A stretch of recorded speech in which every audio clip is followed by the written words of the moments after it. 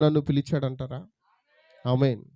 యాకోబును పిలిచిన అదే దేవుడు నిన్ను నన్ను పిలుచుకుంటే, యాకోబు ఎలాంటి మొక్కుబడి చేసుకున్నాడు, మనం ఎలాంటి మొక్కుబడులు చేసుకుంటున్నాం. ఆమేన్. గత కొన్ని వారాల బట్టి ఆ మొక్కుకున్న దాని గురించే మనం నేర్చుకుంటూ ఉన్నాం. నిజమేనా? మొక్కుకున్న దాని విషయంలో మనం ఏం చేయాలి? పూర్తి సమర్పణ కలిగి ఉండాలి, బాధ్యత కలిగి ఉండాలి. దేవునికి స్తోత్రం. హల్లెలూయా. బయట పిల్లలు చాలా అలా చేస్తున్నారండి. కొంచెం వాళ్ళని కంట్రోల్ చేయండి ఎవరన్నా.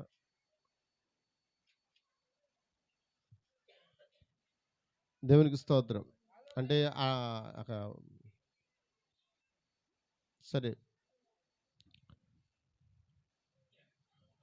హల్లెలూయా. సరే, మనం ముందుకు వెళ్దాం. 43 యెషయా గ్రంథం 43 అధ్యాయము మనం ధ్యానం చేద్దాం. యెషయా గ్రంథం 43 అధ్యాయం.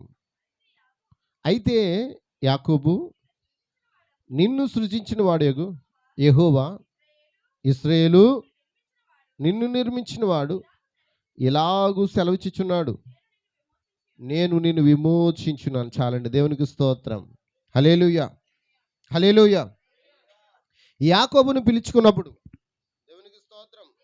హల్లెలూయా. యాకోబును పిలిచిన దేవుడు యాకోబుతో అంటున్నాడు, నిన్ను సృజించిన వాడు నేనే. ఎంతమందికి అర్థమవుతుందండి? నిన్ను నన్ను సృష్టించిన వాడు ఆయనేనండి. ఈ కాలప్రత సంఘకాలలో ఒక మాట చెప్పాడు, మీ అందరికీ తెలియజేస్తూ ఉన్నాను. హల్లెలూయా. ఏంటి? తల్లి గర్భంలో పుట్టిన యాకోబు ఏశావుల విషయంలో దేవుడు ఒక మాట అన్నాడు. ఏమన్నాడు? ఏశావును ద్వేషించితిని, యాకోబును. ఏమండి? మరి అదే దేవుడు యోహాను సువార్త 3:16 ఉన్నాడు. దేవుడు లోకముని ఎంతో ప్రేమించును. దేవుడు లోకముని ఎంతో ప్రేమించానని చెప్పి ఈ ఆది కాలంలో ఏమంటున్నాడు? నేను ఏశావును ద్వేషించాను, యాకోబును. ఇప్పుడు చెప్పాడు ఆ మాట. అంటే గర్భంలో పడక మునిపే అది దేవుని నిర్ణయమే ఉందండి. హల్లెలూయా. ఇప్పటికీ కూడా ఒక్కసారి ఆలోచించండి, నువ్వు ద్వేషించబడేటట్లుగా నీ స్థితి ఉన్నదా, ప్రేమించబడినట్లుగా నీ స్థితి ఉన్నదా? లోకము నిన్ను ఆకర్షించినప్పుడు ఆ లోకానికి నువ్వు దాసుడు అవ్వకూడదు. దేవుడు చెప్తున్న మాట, ఒకడు సిరికైనా దాసుడు కాగలడు, ఒకడు దేవునికైనా దాసుడు కాగలడు. ఒకే దానిలోంచి మంచినీళ్ళు, ఒకే దాంట్లోంచి ఉప్పు నీళ్ళు వస్తాయా? హల్లెలూయా. కానీ పాటలు వస్తాయి తెలుసండి. ఒకే టేప్ రికార్డులోంచి మనం బయట పెట్టుకుంటాం కదా, బయట పెట్టుకుంటాం. ఆ బాక్సులోంచి ఏం చేస్తారు? సినిమా పాటలు వేస్తారు.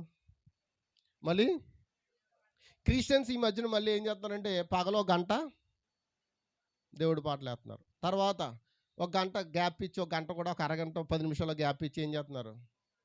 మళ్ళీ డిస్కో డ్యాన్స్లే. అంటే ఒకే దాంట్లోంచి ఏమొస్తున్నాయి?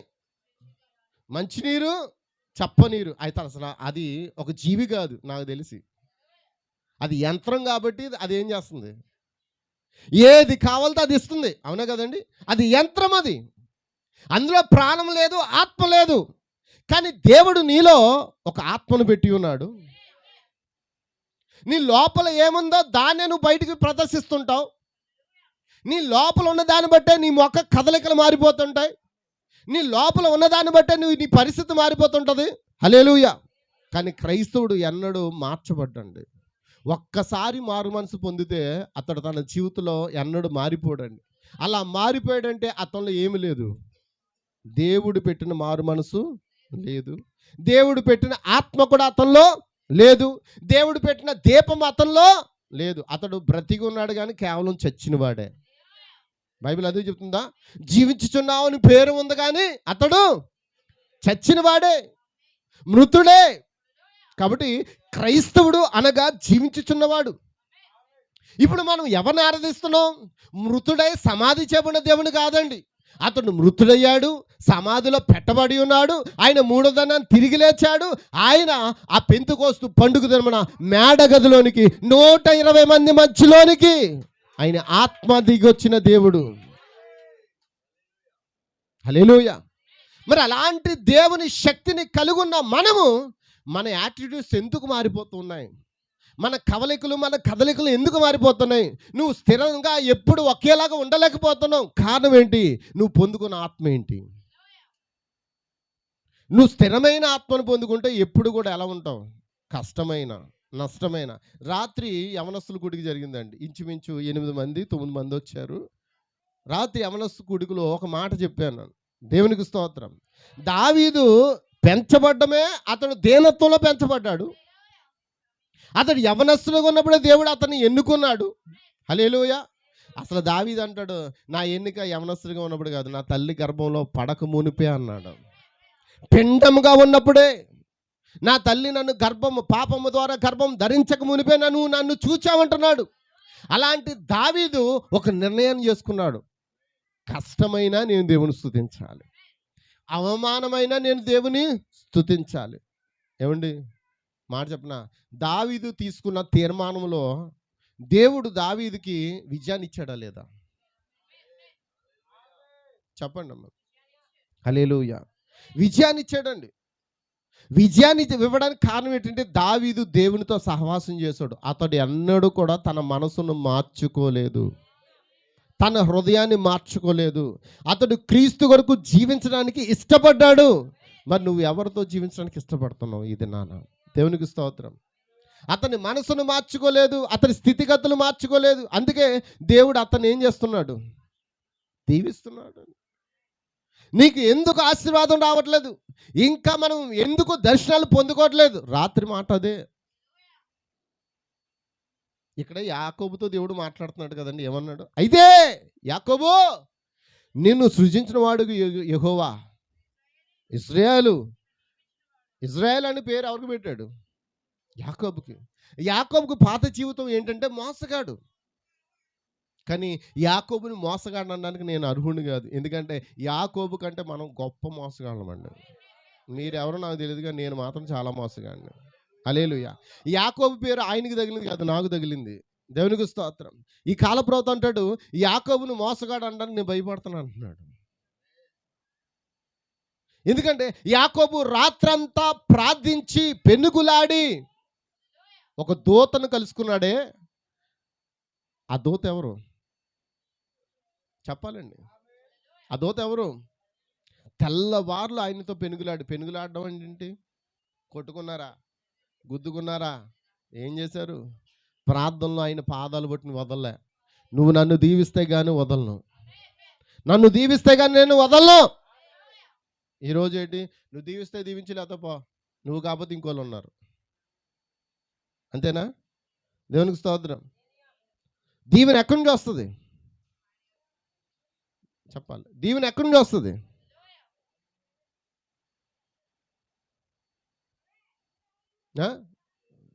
చెప్పాలండి. దీవెన ఎక్కడి నుంచి వస్తుంది? అంతేనా? దేవుని దగ్గర నుంచి వస్తుంది. ఎలా వస్తుంది? అదే చెప్పండి, ఏదో మాట చెప్పండి. నీ సహోదరుడు నువ్వు దీవించమని చెప్పాడు దేవుడు. నీ పక్కన వారికి నువ్వు గాడ్ బ్లెస్ యూ చెప్పడం అంటే ఏంటి దాని అర్థం? నిన్ను దేవుడు అంతేనా? అంతేనా? ఎంతమందికి అర్థమవుతుంది? ఇప్పుడు యాకోబుతో దేవుడు దర్శన రూపంలో మాట్లాడుతున్నాడు, దర్శనమిచ్చి మాట్లాడుతున్నాడు. కానీ ఈరోజు మనకి ఏమి లేవు, కళలు లేవు. కళలు వస్తున్నాయి. ఎలాంటి కళలు? కళ్ళు వస్తున్నాయా? బాగా తినేసి పడుకున్న తర్వాత వస్తున్నాయి, కళ్ళు వస్తున్నాయి. అవునా కదా? ఆ ఏం కళ్ళలో కూడా అర్థం కాదు. కొంతమంది నాకు కళలు చెప్తుంటారు. ఆ కళ నాకు కూడా అర్థం కాక ఏం చెప్తాను? అమ్మ ప్రార్థన చేయ, మళ్ళీ దేవుడు ఒకవేళ మాట్లాడితే మళ్ళీ ఇస్తాడు. కానీ ఒకవేళ దేవుడు బయలుపాటు ఇచ్చాడు అనుకో, అప్పుడు వెంటనే చెప్తాను. ఎంతమందికి అర్థమవుతుంది? కొన్ని కళలు అర్థం కావు. ఏ కళ ఇచ్చినా అది వాక్యానికి ఏం చేయాలి? సరిపోవాలండి. దేవునికి స్తోత్రం. అందుకే యాకోబును దేవుడు దర్శించి యాకోబును దేవుడు ఆశీర్వదించాడంట. యాకోబు పేరును ఇశ్రాయేలుగా మార్చాడంట. ఇశ్రాయేలు, నిన్ను నిర్మించిన వాడు ఇలాగూ సెలవుచ్చిచున్నాడు. దేవునికి స్తోత్రం. నేను నిన్ను విమోచించి ఉన్నాను. అయితే నిన్ను దేవుడు విమోచించాడా లేదా? నువ్వు విమోచించిన బిడ్డవేనా? ఎవరి రక్తం చేత విమోచించబడ్డావు? ఆ గొర్రె పిల్ల యొక్క రక్తం ద్వారా విమోచించబడ్డావు. ఆ ప్రభువైన యేసుక్రీస్తు యొక్క రక్తం ద్వారా విమోచించబడ్డావు. ఎప్పటి వరకు విమోచించబడి ఉన్నావు?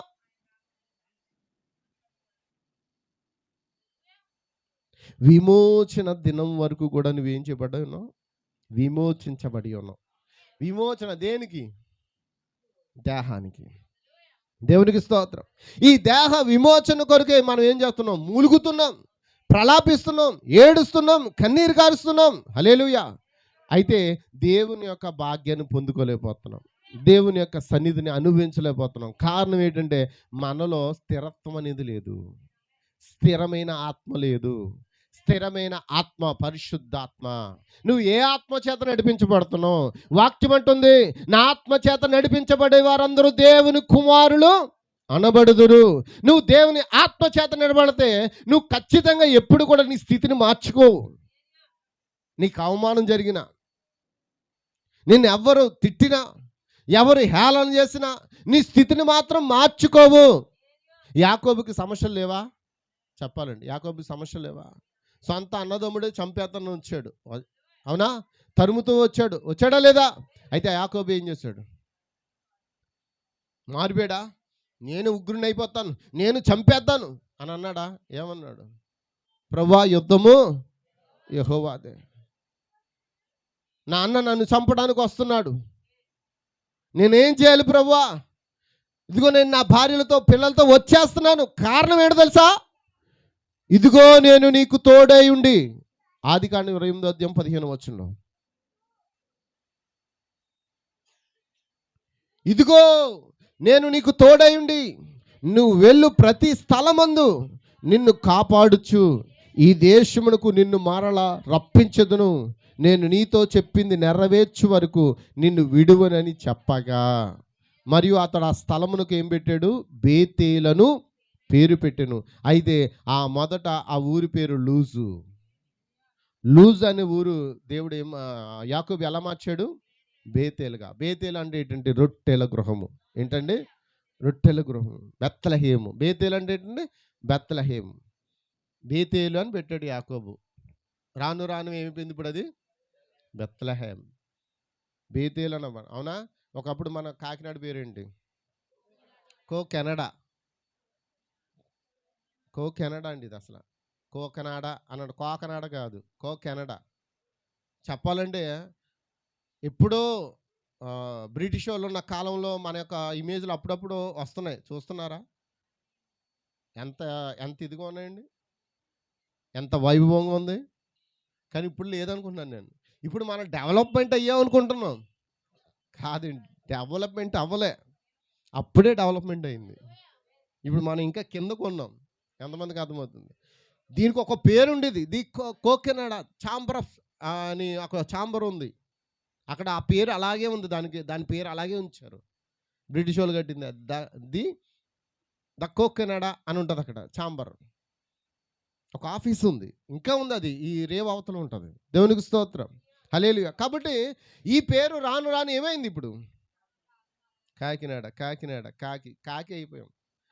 కోకిల కాస్త కాదు. కోకిగా ఉన్నప్పుడేమో, కోకిల్లా ఉన్నప్పుడేమో వాల్యూ, కాకిలా అయిపోతే వాల్యూ లేదు. కాకినాడోళ్ళ అంటే మళ్ళీ అంతే కదా అండి. దేవునికి స్తోత్రం. అయితే ఈ బేతేలు అనే పేరు ఒకప్పుడు లూజు. ఆ లూజ్ అనే పేరుని ఆ యొక్క యాకోబు ఎలా మార్చాడు? బేతేలుగా మార్చాడు. అంటే దేవుని ఇంటిగా, రొట్టెల గృహముగా మార్చాడు. ఈరోజు మనం కూడా ఎలా మారిపోవాలి? దేవుని రొట్టెల గృహంగా మార్చబడాలి. ఎంతమంది కాదు? ప్రతి ఒక్కరూ దేవుని ఇల్లుగా, దేవుని రొట్టెల గృహంగా మారిపోతే నువ్వు ఇతరులకు ఎలా ఉంటావు? ఆహారంగా అయిపోతావు. నిజమేనండి. ఇక్కడ బోధించే వ్యక్తి కూడా ఏమవ్వాలి? ఇతరులకి ఆహారంగా మారాలంటే ముందు ఈ రొట్టె ఏం చేయబడాలి? చెప్పండి. రొట్టె ఎత్తాను, ఆ నోట్లెట్ మింగేస్తారా? ఏమండి, మింగలరా? ట్రై చేయండి ఎప్పుడన్నా. ఇంత రొట్టె తీసుకుని నోట్లెట్ మింగేయండి, అవదు. ఇక్కడ బోధించే వ్యక్తి అయినా, అక్కడ ప్రకటించే వ్యక్తి అయినా ఏం చేయబడాలి? మొదట చెప్పాలండి, ఏం చేయబడాలి? విరవబడాలా లేదా? విరవబడితే నువ్వు అందరికీ పంచబడతావు. నువ్వు విరవబడకుండా, నలగబడకుండా, నీ జీవితం మార్చుకోకుండా నువ్వు ఇతరులకు ఆహారంగా మారలేవు. ఎందుకంటే దేవుని ఇల్లే ఆ యొక్క రొట్టెల గృహమై ఉన్నది. దేవునికి స్తోత్రం, హల్లెలూయా. అప్పుడు యాకోబును, నేను తిరిగి నా తండ్రి ఇంటికి క్షేమంగా వచ్చినట్లు దేవుడు నాకు తోడై ఉండి నేను వెళ్ళుచున్న ఈ మార్గంలో నన్ను కాపాడి. ఎందుకు కాపాడాలి? ఎందుకు కాపాడాలి? అప్పటికే తన అన్న ఏం చేస్తున్నాడు? చాలా ద్వేషం పెంచుకున్నాడు. నా ఆశీర్వాదాన్ని పట్టుకుపోయాడు. ఏంటి ఆశీర్వాదం? అమ్మ వింటున్నారు అందరూ? ఏ ఆశీర్వాదం పట్టుకుపోయాడు? తండ్రి ఇచ్చే ఆశీర్వాదం ఏం చేశాడు అతడు? ఆశీర్వాదం పొందుకోవడానికి కూడా మోసం చేశాడు. అవునా కదా? ఎవరి మాట విన్నాడు? తల్లి మాట విన్నాడు. విన్నాడా లేదా? ఆశీర్వాదం పొందుకోవాలంటే నువ్వు ఎవరి మాట వినాలి? తల్లి మాట వినాలి. తల్లి ఎవరు? అపోస్తుల బోధ. హల్లెలూయా. ఈ తల్లి సువార్తను వింటే నువ్వు దేవుని చేత దీవించబడతావు. హల్లెలూయా. యాకోబు తల్లి మాట విన్నాడు. ఏశావుకి ఏమీ చెప్పలేదు. ఏశావు ఏటకెళ్ళాడు, యాకోబు ఏటకెళ్ళాడా? వెళ్ళలేదు. తండ్రి అడగగానే ఏశావు ఏం చేశాడు? ఏటకపోయాడు. కానీ యాకోబు ఏటకు వెళ్ళలేదు. తల్లి చెప్పిన మాటకు, తల్లి చెప్పిన బోధకు లోబడ్డాడు. హల్లెలూయా. ఇస్సాకు, తండ్రి అయిన ఇస్సాకు ఆశీర్వదిస్తానని ఎప్పుడైతే మాట చెప్పి ఉన్నాడో ఆ తల్లి సువార్తను ఎవరు విన్నారు? యాకోబు విన్నాడు. ఆమేన్ లార్డ్. హల్లెలూయా. ఎంతమందికి అర్థమవుతుంది? నిజం. ఈరోజు మనం ఏం చేయాలి? తల్లి మాట వినాలా? అమ్మ చెప్పాలి. తల్లి మాట వినాలా? ఆ తల్లి ఎవరు? అపోస్తుల బోధ. దేవునికి స్తోత్రం. ఎంతమంది ఆశీర్వదించబడాలనుకుంటున్నారు? ఎంతమంది దీవించబడాలనుకుంటున్నారు? అందుకే ఎంత కష్టమైన యాకోబు మాత్రం దేవుని మీద ఇంత తిరుగుబాటు కూడా చేయలేదు. అతని కాళ్ళు పట్టుకుని ఏం చేశాడు? ఈరోజు మనం ఏం చేస్తున్నాం? పెనుగులాడకు బదులు నువ్వు నాకేం చేసావు? నీ కడుపును పుట్టిన పిల్లలో నిన్ను అదే మాట అంటే నువ్వు ఎలా ఫీల్ అవుతావు? నువ్వు చెప్పండి, ఒక మాట చెప్పండి. మీ కడుపును పుట్టిన పిల్లలు మిమ్మల్ని అలాగా నువ్వు నాకేం చేసావు, ఏం పెట్టావు అని అంటే పెంచిన తండ్రికి ఎలా ఉంటుంది? ఉండదు, అస్సలు బాధ ఉండదు. ఈ భూమి మీద ఉన్న మనమే అంత బాధపడిపోతే ఆయన అంత బాధపడిపోతాడు. నీ కడుపును పుట్టిన పిల్లలు నిన్ను ఒక దినాన ఏం పెంచావులే తల్లి, పెట్టేసావంట, ఏం పెట్టేసావో, రక్తం కాచేసావా, ఏం కాచేసావు అని అడిగితే నీకు ఎలా ఉంటుంది? అమ్మ చెప్పండి. హల్లెలూయా. అలాగే మన తండ్రి అంత బాధపడతాడు. అందుకే యాకోబు అంట కష్టంలో, అన్న తరుముతున్నా, సమస్యలు ఉన్నా, ఎంత బాధ అయినా అతడు మాత్రం దేవుని ఎన్నడూ విడిచిపెట్టలేదు. అతని మనసును ఎన్నడూ మార్చుకోలేదు. అతడు ఎప్పుడు కూడా స్థిరమైన వాడిగానే ఉన్నాడు. అతడు దేవుని పాదాలు పట్టుకుని బ్రతిమాలాడు, పెనుగులాడాడు. హల్లెలూయా. జయమును సాధించాడు. మరి ఈరోజు మనం ఏం చేస్తున్నాం? పెనుగులాడట్లేదు, బ్రతిమాలుకోవట్లేదు. ఆయన ఏం చేస్తున్నాం? ఆటలు వేస్తున్నాం. చెయ్యి, మాకు నువ్వు చేస్తావు చేయవా? అసలు పరిస్థితులు కూడా అర్థం చేసుకోకుండా బిడ్డలు ఏం చేస్తారు? తల్లిదండ్రుల్ని పరిస్థితులు కూడా అర్థం చేసుకోరండి. పరిస్థితులు అర్థం చేసుకోకుండా తల్లిదండ్రుల మీద ఏం చేస్తారు? రుబాబు చేస్తారండి. ఎందుకు చేయవు? కన్నావు కదా, ఎందుకు చేయవు? కాదండి, బ్రతిమాలుకుంటే దేవుడు ఐశ్వర్యవంతుడు. ఆయన కృపలో ఐశ్వర్యవంతుడు. ఆయన నీ ప్రతి అవసరమును తీరుస్తాడు. దేవునికి స్తోత్రం. హల్లెలూయా. నీకేం కావాలో ముందే నీ తండ్రికి తెలుసండి. నువ్వు అడగక మునిపే నీకు అక్కర్లు తీర్చే దేవుడు. బైబిల్లో ఒక మాట ఉంది, కనుక్కున్న పిల్లలకి తండ్రులు అంట, నాకు చాక్లెట్ కొనిమ్మంటే నేను చాక్లెట్ అడగడమే పెద్ద చాక్లెట్ అడుగుతారు. వీళ్ళు 150, 200 రూపాయల చాక్లెట్లు అడుగుతారు. ఈ తండ్రి అనుకుంటాడంట, ఒరే ఈ రోజుకి 5 రూపాయల బిస్కెట్ సరిపెట్టుకోరా అంట. అంటే మనం ఉన్న పరిస్థితిని బట్టి మేము అంటాం, ఈ 5 రూపాయల బిస్కెట్టే సరిపెట్టుకుంటాం. దేవునికి స్తోత్రం. కానీ నీ దేవుడు అంతకంటే గొప్పవాడండి. నువ్వు 200 రూపాయల చాక్లెట్ ఇవ్వడండి అడిగితే. నీ కోరికలు తీర్చే దేవుడు కాదండి, నీ అవసరాలు తీర్చే దేవుడు. దానికి ప్రతిగా నీ అవసరం ఏముందో దాన్ని తీరుస్తాడు. అడిగిందల్లా తీర్చుకుంటూ పోతే నువ్వు అడుగుతూనే ఉంటావు, ఆయన తీరుతూనే ఉంటాడు. అది కాదండి, నీ కోరికలు తీర్చే దేవుడు కాదు, నీ అవసరతలు తీర్చే దేవుడే ఉన్నాడు. ఎప్పుడైతే ఏశావు ఆ యొక్క యాకోబు మీద ఫైటింగ్ చేయడానికి, యుద్ధం చేయడానికి, ఆ యొక్క తన పిల్లలతోను తన కుటుంబంతోను ఆ యొక్క యాకోబు మీదకు తిరుగుబడి వస్తుంటే యాకోబు ఏం చేస్తాడంట? పెనుగులాడుతున్నాడంట, ప్రార్థిస్తున్నాడంట. అప్పుడు యాకోబు, నేను తిరిగి నా తండ్రి ఇంటికి క్షేమంగా వచ్చినట్లు దేవుడు నాకు తోడై ఉండి నేను వెళ్ళుచున్న ఈ మార్గంలో నన్ను కాపాడి తినుటకు ఏం చేయడానికండి అమ్మ చెప్పాలి? తినుటకు ఆహారమును, ధరించుకొనుటకు వస్త్రములను నాకు దయచేసిన ఎడలా యెహోవా నాకు దేవుడే ఉండెను. మరియు స్తంభముగా నేను నిలిపిన ఈ రాయి ఎప్పుడు స్తంభంగా నిలిపాడో తెలుసా అండి? అతడు మార్గంలో వెళ్ళిపోతూ ఉన్నాడు. యాకోబు తన మార్గంలో వెళ్ళిపోతున్నాడంట. బైబిల్ ఏముంటుందండి? యాకోబు తన మార్గంలో వెళ్ళిపోతున్నప్పుడు ఒక చోట అలిసిపోయి ఆ రాత్రి అక్కడ విశ్రాంతి తీసుకున్నప్పుడు ఆ యాకోబుని దేవుడు ఏం చేశాడు? దర్శించాడు, దర్శనమిచ్చాడు. ఆ దర్శనం ఏం కనబడుతుంది? నిచ్చెన. మీరు బైబిల్ చదువుతుంటే మీకు అర్థమవుతుంది, చదివే వాళ్ళకి అర్థమవుతుంది, చదవని వాళ్ళకి ఎవరికి తెలుసండి? యాకోబుకి ఏమొచ్చింది? నిచ్చెన అనే దర్శనం. ఆ దర్శనం ఏం జరుగుతుంది? ఎక్కుట, కింద నుండి ఎక్కడం, పైనుండి దిగడం. దేవునికి స్తోత్రం. ఇది చూచాడు. ఆ చూసిన తర్వాత ఇది దేవుని స్థలమని ఆ యొక్క ప్రాంతంకు బేతేలు అనే పేరు అప్పుడు పెట్టాడండి. దేవునికి స్తోత్రం. అదే స్థలంకు తిరిగి వస్తున్నాడు. ప్రతి కుమారుడు కుమార్తె తప్పిపోయిన తర్వాత మళ్ళీ తిరిగి అక్కడ రావాలి. ఎక్కడైతే తప్పిపోయాడో అదే స్థలంకు మళ్ళీ తిరిగి రావాలి. దేవునికి స్తోత్రం. ఎప్పుడైతే నువ్వు వాక్యం దగ్గరికి వస్తావో దేవుడు నిన్ను దీవించడం మొదలు పెడతాడండి, నిన్ను ఆశీర్వదించి మొదలు పెడతాడండి. హల్లెలూయా. మరియు స్తంభంగా నేను నిలిపిన ఈ రాయి దేవుని మందిరమగును, మరియు నీవు నాకు ఇచ్చు యావత్తులో 10వ వంతు నిత్యముగా నీకు చెల్లించదనని మొక్కుకొనును. ఆమె లార్డ్ ఏం చేశాడు? మొక్కుకున్నాడా?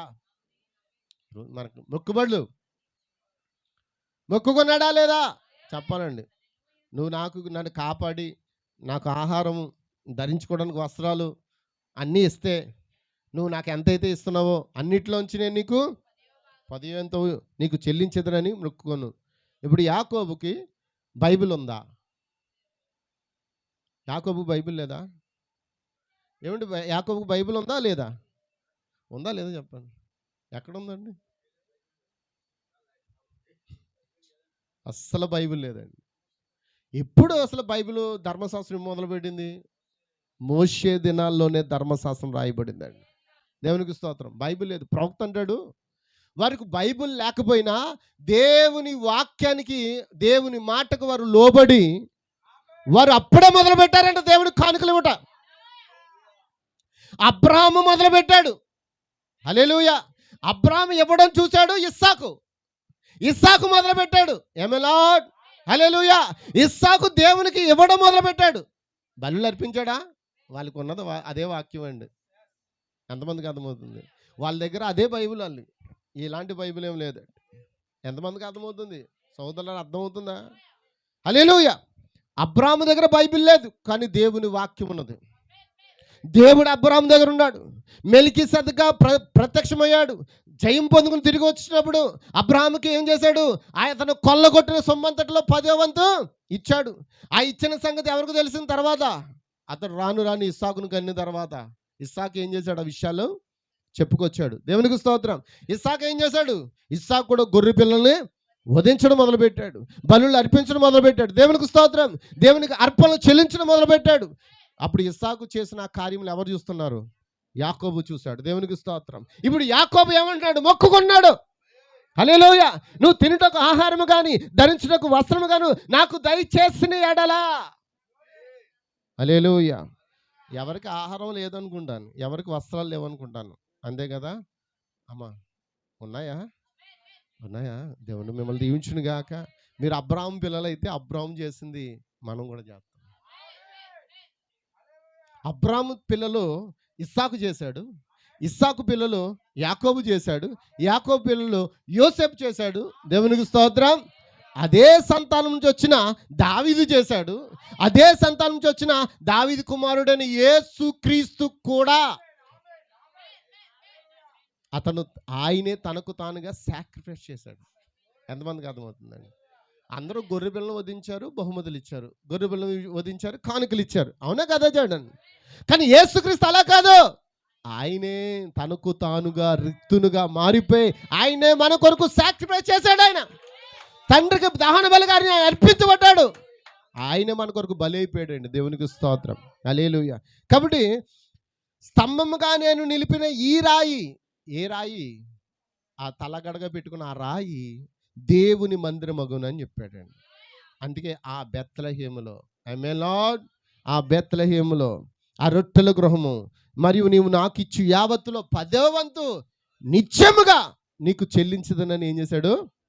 మొక్కుకున్నాడు. ఆమేన్ లార్డ్. ఎంతమందికి అర్థమవుతుంది? ఈరోజు మనం ఏం చేద్దాం? అదే చేయాలండి. ఇంక మరో ఆప్షన్ ఏమైనా ఉందంటారా? మరో ఆప్షన్ ఉందా? దేవునికి స్తోత్రం. అందుకే యాకోబును దేవుడు ఏమన్నాడు? నిన్ను సృజించిన వాడును నేనే, నిన్ను నిర్మించిన వాడును. నిర్మాణం కూడా ఎవరు చేయాలి? ఈ కాలప్రభు చెప్పిన మాట, ఒక మాట చెప్తున్నాను, అందరూ శ్రద్ధగా వినండి. సంఘకాలంలో ఒక మాట చెప్పాడు. ఏమన్నాడంటే, ఆయన ఎద్దుల పెంపకం లేకపోతే ఆవుల పెంపకం అనే కర్మాగారం దగ్గరికి వెళ్ళాడండి. అమ్మ వింటున్నారా? ఒక ల్యాబ్ దగ్గరికి వెళ్ళాడు. ఆ ల్యాబ్లో ఏం జరుగుతుందంటే అక్కడ ప్రతి దాన్ని టెస్ట్ చేస్తూ ఉన్నారు. ఏంటనంటే ఎద్దులు బాగా పెరగాలి, ఆవులు బాగా పెరగాలి అంటే ఏం చేయాలి అనే దాని గురించి వాళ్ళు ఏం చేస్తున్నారు? ల్యాబ్లో టెస్ట్ చేస్తున్నారు. ఆ ల్యాబ్కి ఈ కాల ప్రవక్త విలియం బ్రహ్మం వెళ్ళాడండి. వెళ్ళినప్పుడు అతను అంటున్నాడు, అయ్యా మీరు ఏం చేస్తారు? మరి ఎద్దు ద్వారానే కదా మళ్ళీ ఎద్దులు రావాలి, ఆవులు రావాలి, ఏమైనా అంతే కదండి. కాబట్టి ఎద్దు యొక్క జన్యువును తీసుకుని వాళ్ళు ఏం చేశారంటే ఈ కాల ప్రవక్తకి బయోగ్రాఫ్లో ఏం చేశారు? చూపించారండి. చూపించినప్పుడు ఇంచుమించు ఒక్క చిన్న కణంలోని రకరకాల ఆ యొక్క ఎద్దు జీవులు ఏం చేస్తున్నాయంటే గంతులు వేయట చూస్తూ ఉన్నాడు. ఎందులోని? మైక్రోబోన్ అంటారు కదా, మైక్రోస్కోప్. దాంట్లో ఏం చేస్తున్నాడు? గంతులు వేయడం చూస్తూ ఉన్నాడు. దేవునికి స్తోత్రం. ఒక్క చిన్న వాళ్ళు ఎంత తీసుకుంటారండి? ఒక చిన్న చుక్క తీసుకుంటారు. ఆ చుక్కలో ఎన్ని జీవులు ఉన్నాయో ఆ కణంలో అందులో చూస్తే, మైక్రోస్కోప్లో చూస్తే ఆయనకి ఏం చేస్తుంది? కనబడుతున్నాయి. అయితే ఇవన్నీ మరి ఆ యొక్క గర్భంలో వేసేస్తారా అని అంటే, అక్కడ గంతులు వేస్తున్న వాటిని ఏంటి అని అడిగాడంట. ఆ ఏంటి అనుకుంటున్నారు? అవే ఎద్దులు, ఆవులు అన్నాడంట. ఎంతమందికి అర్థమవుతుంది? ఎద్దులు. మరి ఇన్ని కణాలు ఉన్నాయి కదా, మరి అందులో ఒకటే ఎందుకు పాస్ అవుతుంది, మిగతా ఎందుకు ఫెయిల్ అవుతున్నాయంటే అప్పుడు చెప్పాడంట, స్త్రీ యొక్క అండం మాత్రం ఒకటే ఉంటుంది, ఎద్దు మాత్రం తన కణాలను ఏం చేస్తుంది? కొన్ని కోట్లలో విడుదల చేస్తుందంట. అమ్మ వింటున్నారా? హల్లెలూయా. మేము ఆ అండము తీసుకుని, ఈ యొక్క చిన్న కణము తీసుకుని దాన్ని సంపర్కం చేసి దాన్ని ఏం చేస్తామంటే ఇంజెక్ట్ ద్వారా ఆ యొక్క ఆవు గర్భంలోకి పంపిస్తామని చెప్పారు. దేవునికి స్తోత్రం. ఆ జన్యుపరాలు ఇప్పుడు ఏమయ్యంటే, ఇప్పుడు రాను రాను మనుషులకు కూడా ఫెర్టిలిటీ సెంటర్స్ వచ్చేస్తాయి. ఎంతమందికి అర్థమవుతుంది? హైబ్రిడ్ అయిపోయింది. ఎంతమందికి అర్థమవుతుంది? దేవుని సృష్టి ఏంటి? ఎద్దు, ఆవు ద్వారా ఆ బిడ్డలు రావాలి. కానీ డాక్టర్లు ఏం చేస్తున్నారంటే ఇప్పటికీ కూడా ఆ సంపర్కం చేసే ఒక ఏమంటారు దాన్ని, ఆ టెక్నాలజీ ఇప్పటికి కూడా ఉందండి. ఇది ఎప్పుడో ప్రారంభమైంది, ఇప్పుడు కాదండి. ఈ ఇంచుమించు ప్రవక్త గారు ఉన్న దినాల్లోనే దాన్ని మొదలు పెట్టారంటే చూడండి, టెక్నాలజీ ఎంత విస్తృతంగా పెరిగిపోయింది. హల్లెలూయా. అయితే ఈ కాలప్రవక్త చెప్తూ ఉన్నాడు ఏమనంటే, మనము కూడా పుట్టడానికి మన అన్నదమ్ములు, మన అక్క చెల్లెలు బలైపోతేనే మనం అక్కడ వస్తామంట. అమ్మంటున్నారా? కొన్ని కోట్ల సంఖ్యలో లేకపోతే కొన్ని లక్షల సంఖ్యలో తండ్రి ఆ యొక్క కణమును, వీర్య కణములను ఆ యొక్క విడుదల చేసినప్పుడు ఆ కణమును తీసుకెళ్ళి ఆ గర్భంలో చేర్చేది ఎవరు? అమ్మా. అప్పుడు అంట పీటీ ఉష పోటీలు జరుగుతాయంట లోపల. ఉంటున్నారా? నేను వెళ్తానని పోటీలు జరుగుతాయంట. అక్క చెల్లికి, అన్నదమ్ములకి మొత్తం పోటీ జరుగుతుందంట.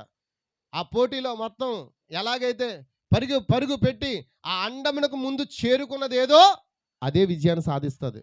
మిగతా ఏమైపోతాయి? చచ్చిపోతాయి. అండం ఒకటే ఉంటుంది, కానీ కణాలు లక్షల కొద్దీ ఉంటాయి. అమ్మ వింటున్నారా?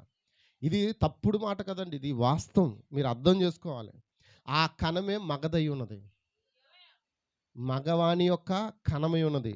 ఆడస్త్రీ అన్నములు కొద్దిగానే ఉంటాయి, కానీ మగవాళ్ళకి విత్తనాలు ఎన్ని ఉంటాయి?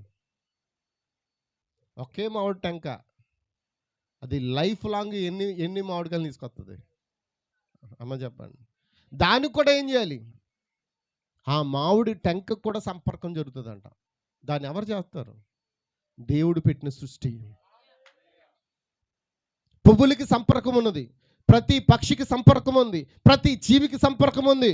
అయితే యేసుక్రీస్తుకు సంపర్కం లేదు. కారణం ఏంటంటే ఆయన కోసం ఎవరు చచ్చిపోలేదు. ఏమని చెప్పండి? ఆయన పుట్టినప్పుడు ఎవరైనా చచ్చిపోయారా? ఆయన తల్లి గర్భంలో ఎవరైనా చచ్చిపోయారా? నీ తల్లి గర్భంలో అన్నదమ్ములు అక్క చెల్లు అందరూ చేస్తేనే నువ్వు బయటకు వచ్చావు. గుర్తుపెట్టుకో. నీ కోసం నీ శారీరకంగా పుట్టడానికి నీ అన్నదమ్ములు నీ అక్క చెల్లు అందరూ సాక్రిఫికేషన్ చేశారు, వాళ్ళు త్యాగం చేశారు. ఆ త్యాగం ఫలితమే నువ్వు వచ్చే బయటికి. అయితే దేవుడు గర్భం దాకా తీసుకెళ్ళడానికి అది దేవుని నిర్ణయం ఉందండి. ఆ నిర్ణయంలో నీవు ఉన్నావు కాబట్టి యాకోబుని ఏ విధంగా తీసుకెళ్ళి ఆ గర్భంలో ప్రవేశపెట్టాడో, ఆ తల్లి గర్భంలో నిన్ను కూడా ఆ విధంగా ఏం చేశాడు? ప్రవేశపెట్టి ఏర్పరచుకున్నాడు. నిన్ను నిర్మాణం చేశాడు. నీ శరీర నిర్మాణం ఎవరిది? అమ్మ చెప్పండి.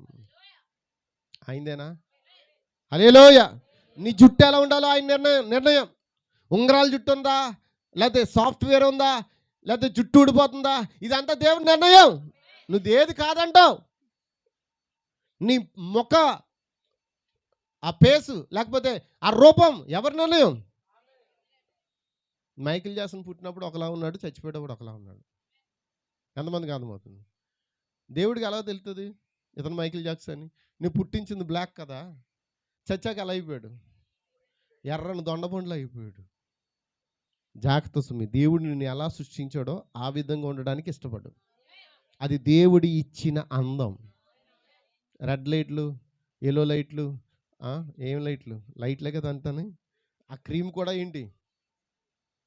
ఆ లైట్లు రాసి రాసి మోకాలు ఏం చేస్తున్నారు?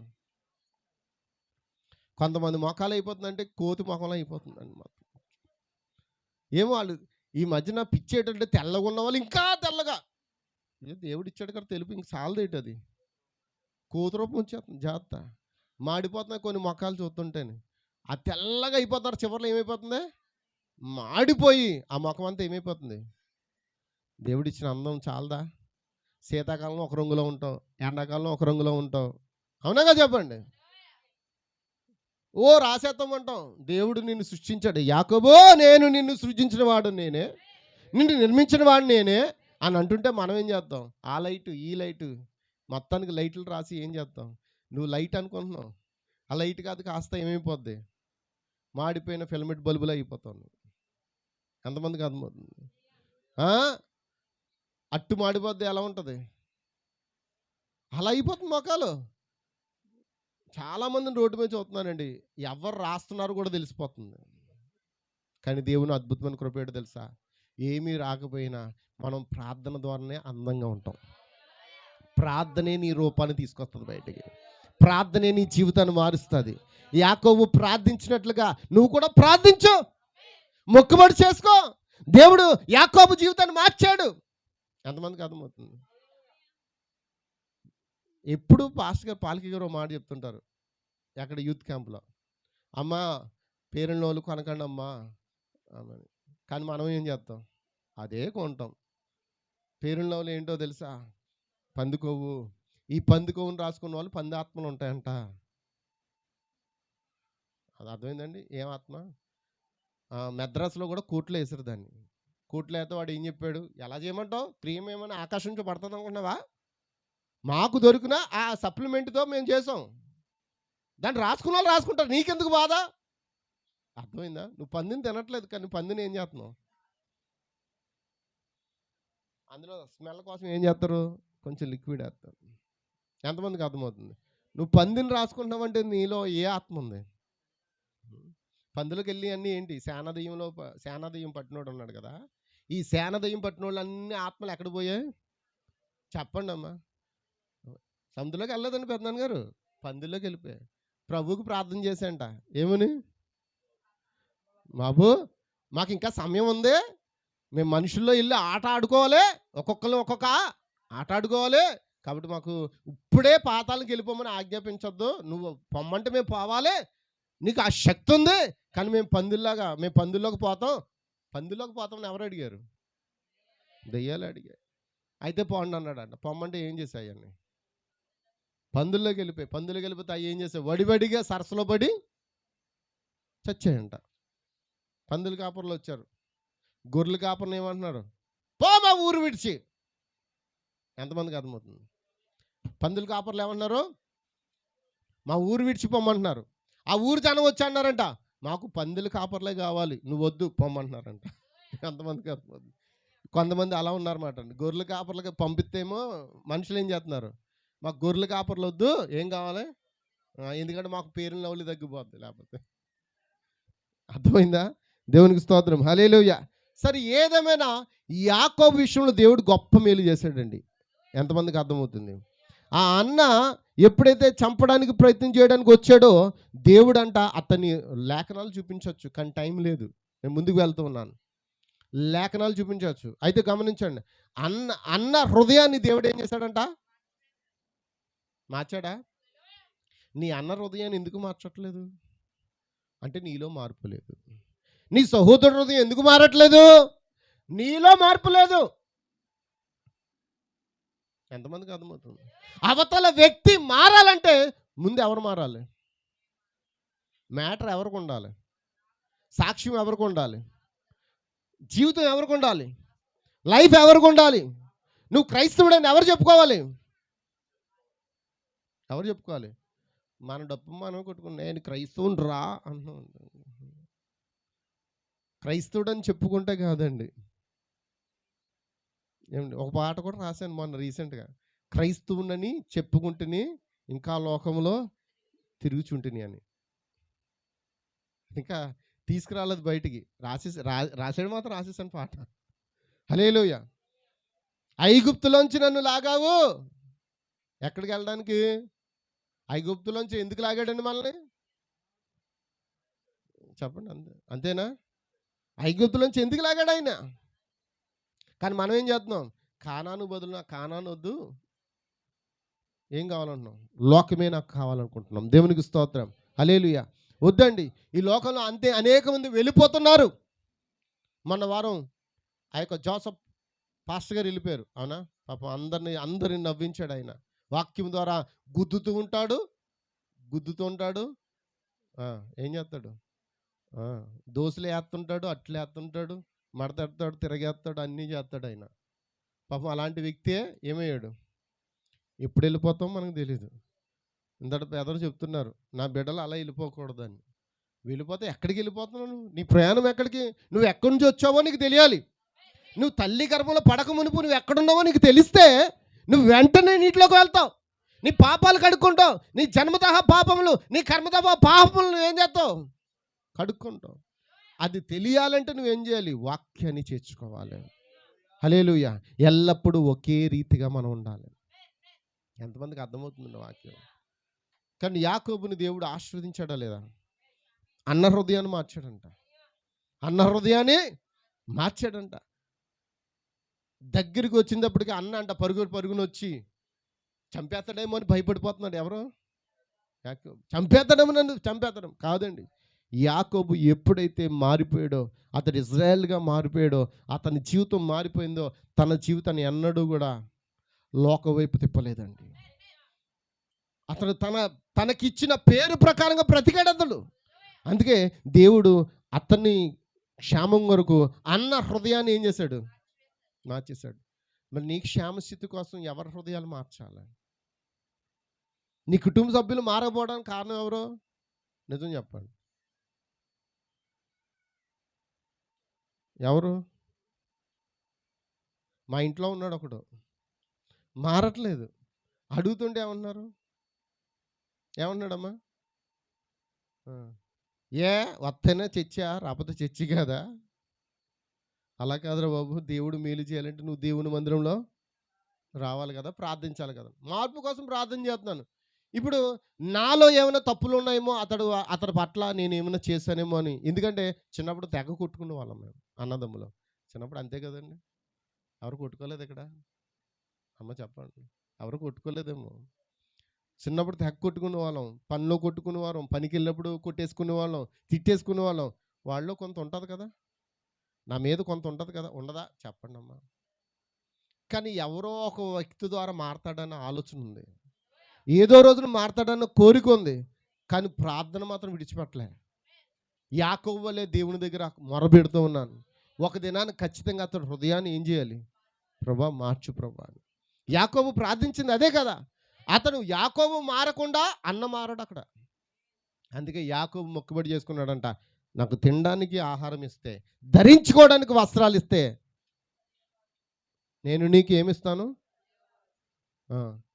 కానీ ఒక మాట చెప్తున్నాను, ఎవరో నశించిపోవాలని ఆశించొద్దు, ఎవరో పాడైపోవాలని ఆశించొద్దు. కారణం ఏంటో తెలుసా? దేవుడు మన అంతరంగమును చూచుచున్నాడు, ఎరిగి ఉన్నాడు. ఎదట వారి నాశనాన్ని కోరుకుంటే మొదట నశించిపోయేది ఎవరో అమ్మ చెప్పాలి. నువ్వు దీవించబడాలంటే ఏం చేయాలి? ఎదట వాని యొక్క ఆశీర్వాదం కోరుకో.